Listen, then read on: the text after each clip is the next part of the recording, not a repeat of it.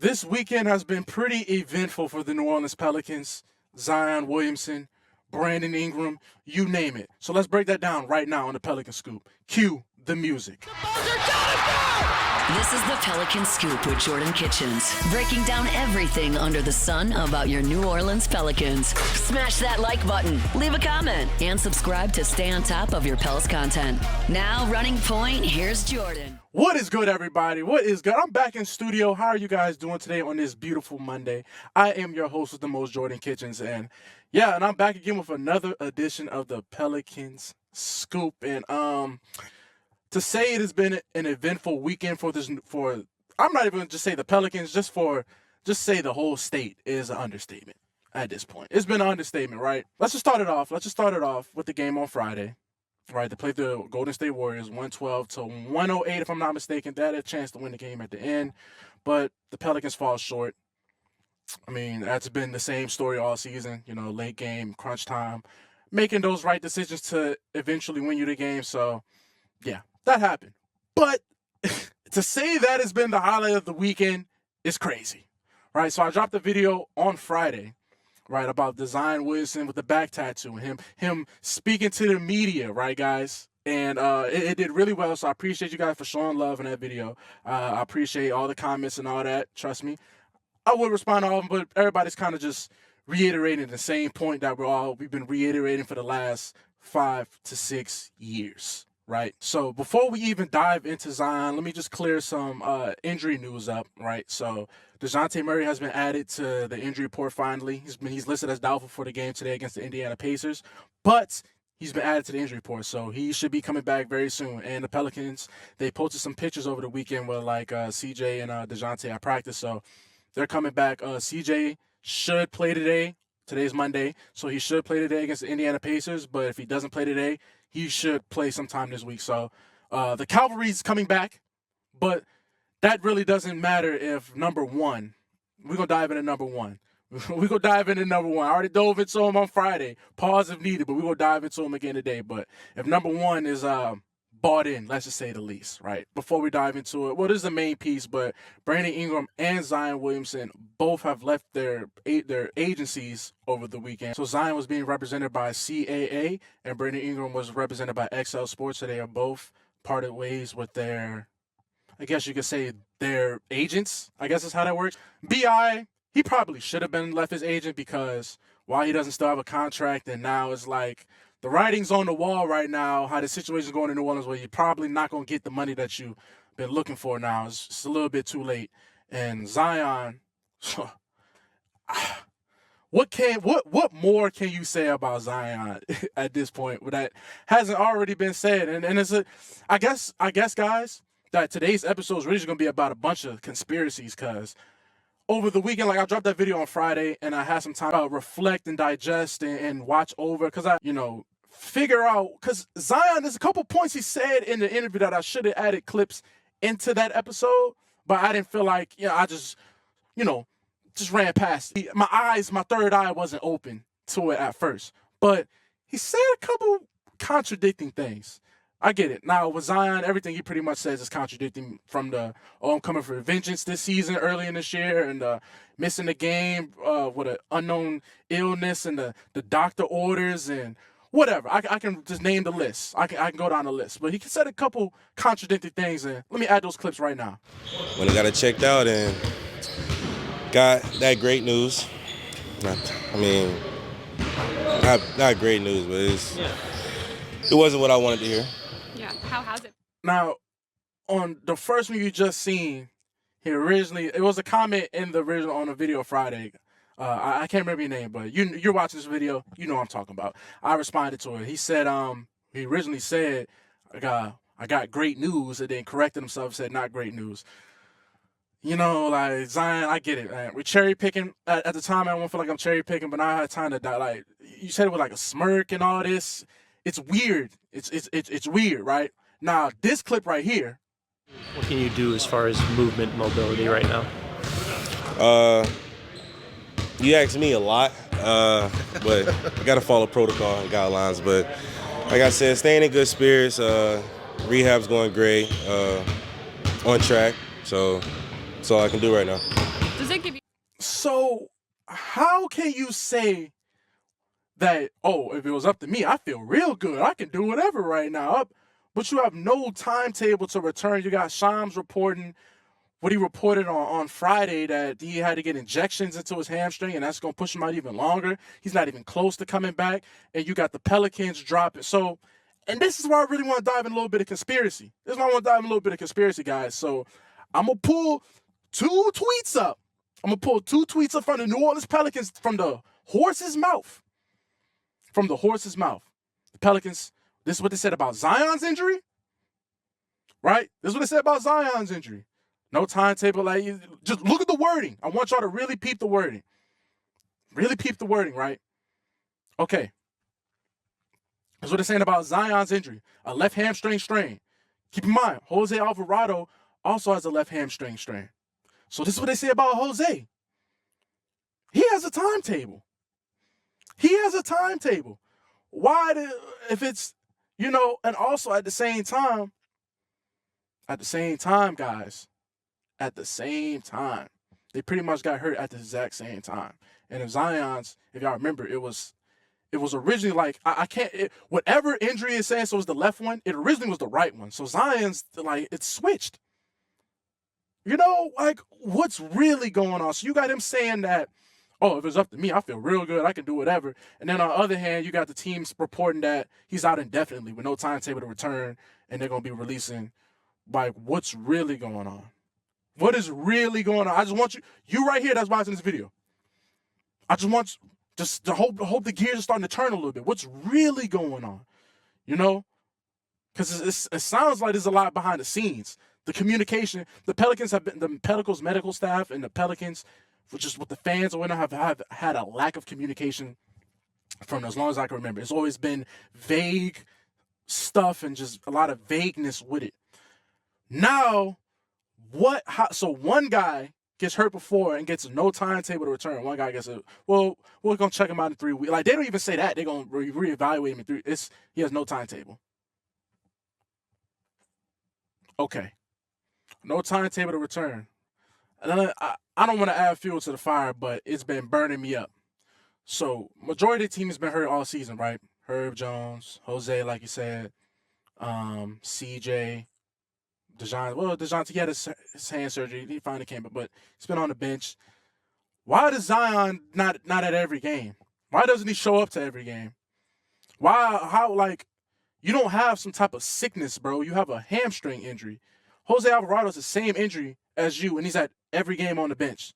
Why is it that Zion can just be skipping games? And why does nobody say anything about this? This is just me, and that I'm not understanding.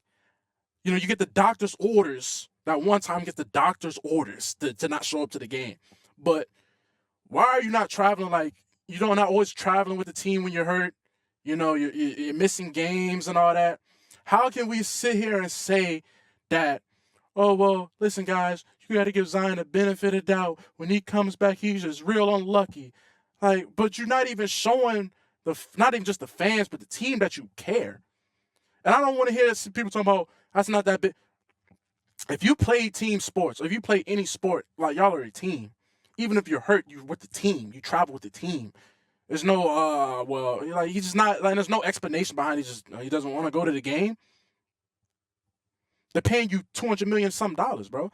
But that's why I also think a little bit more conspiracy is about his contract. So it's a bit wordy. So I was doing some research on, why he would leave his current agent or whatnot, why would he leave that CA. I don't know anything about agents and contracts and all that. So I needed a little bit of extra help. So I went on The Athletic, and just a couple excerpts I want to include in this, just to add a little context what I'm talking about. They're kind of wordy, so I might put the screenshots up or not, but just roll with me right now. So, first clip. Zion Williamson signed a 5-year, $197 million contract extension with the Pelicans in 2022. That was to begin the 2023 and 2024 season. But the final 3 years of the contract are not guaranteed because Williamson only played in 29 games in 2022 and 2023, triggering a clause that gives New Orleans flexibility with him. Right? Next one. This one is real wordy.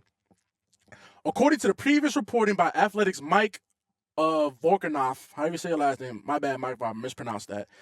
The Pelicans have a contractual power to waive Williamson after this season with no financial ramifications. There are also avenues for Williamson to have portions of his salary or the entirety of it become guaranteed again. 20% of his salary for next season will become guaranteed if he passes all six of his weigh-in checkpoints. I was like, his weigh-in checkpoints this season. His weight and body percentage must be less than 295. That's embarrassing. Another 40% if he plays it in at least 41 games, in addition to 20% if he plays in at least 51 games. Probably not even going to, if we don't come back soon, you're not even going to hit that. The final 20% gets guaranteed again if Williamson plays in at least 61 games, but he's already in jeopardy of missing that mark. Williamson has missed 11 of the possible 17 games so far this season. What the hell, Zion? Williamson can re-guarantee portions of his salary for the 2026, 2027, 2027, 2028 season by hitting the same milestones next year and the year after. There are also several vesting dates in the deal that tie the team and the player together, right? So what I got from that, from what the Athletic was reporting, and Mike, shout out Mike V, we should call him Mike V.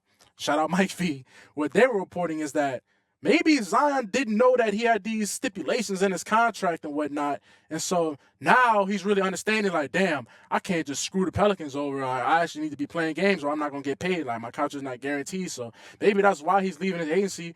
And I hate to be the doomsday guy, but if Zion or B.I. signs with Clutch, if they sign with Clutch Sports and Rich Paul, man, that is just like, if Zion Williamson signs with Rich Paul, I'm mad at even saying this right now because I'm going to look like the jackass because now that I've spoken out into the world, he's definitely going to sign with Clutch Sports. It is like, okay, we're just starting the same cycle. Okay, I see what's going on. But is he trying to push his way out of New Orleans? Maybe so. Maybe this was about. Maybe because he just said from the other clip I just showed y'all, oh, I'm good to go. I feel good. I can play right now. But then you got the Pelicans talking about no timetable to return and all this. And now he leaving his agent and whatnot. It's just some conspiracies and just think, guys. Think. Right? You see what he said? Oh, I got some good news. Some bad news. Like, shout out to whoever pointed it out to me. I'm mad I didn't get your name, but you know who you are. Shout out to you. I don't even know what to say no more, guys. I don't even know what to say no more. Like, this is just, I think it's getting spicy. I don't think this is going to cool off, man, because when there's smoke, there's fire. I mean, but at the same time, I just want to get this clear. At the same time, like I said in the video Friday, just be honest with me. Just be honest with me. Just be honest with yourself right now. You right there. Yes, you. Just be honest right now.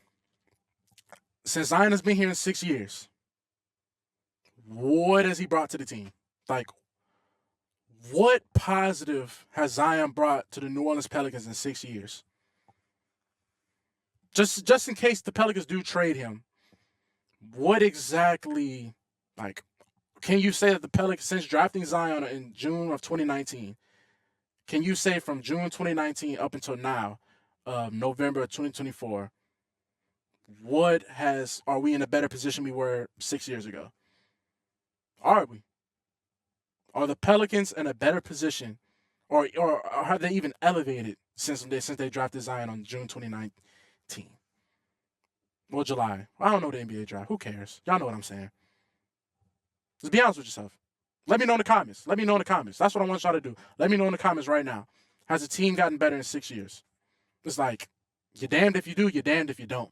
It's not like, what, outside of negative press, what positive has Zion brought? Couple more eyes on the team, but you're not playing, so what are they watching? It's like a slap in the face to the fans. You got people that are paying hard-earned season tickets, hard-earned money to watch you play, and you can care less, right? I just want y'all to think about it. We've drafted him in 2019 to now, to 2024. What's the positive? What will be the negative of getting rid of him? You never had him.